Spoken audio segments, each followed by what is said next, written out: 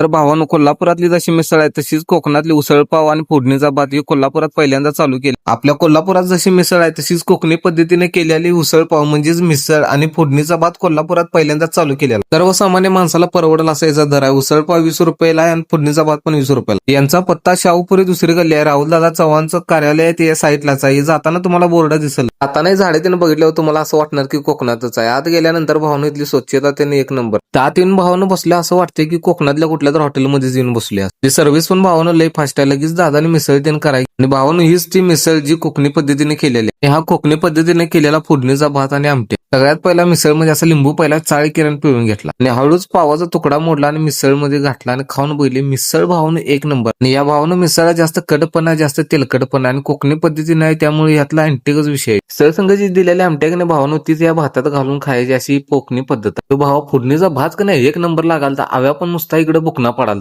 तर भावनं नक्की ते मिसळ खायला जावा आणि जाऊन झाल्यानंतर कमेंट मध्ये नक्की सांगा इथली मिसळ कशी आहे. मी संतोष परब, वत्सला गृह उद्योग या नावाने आपण एक हॉटेल चालू केलेलं आहे. एक कोल्हापुराची मिसळ तशी कोकणातली उसळ पाव हे चालू केलेलं आहे आणि त्याचा सर्वसामान्य परवडेल असा दर लावलेला आहे. उसळ पाव 20 रुपये आहे आणि फोडणी भात आहे तो पण 20 रुपये आहे. असे 2 आयटम आहे आणि सर्वसामान्य परवडेल असाच रेट आहे. आणि याचा पत्ता आहे शाहूपुरी दुसरी गल्ली, राधाकृष्ण मंदिर जवळ, कोल्हापूर. आणि एकदा अवश्य भेट द्या.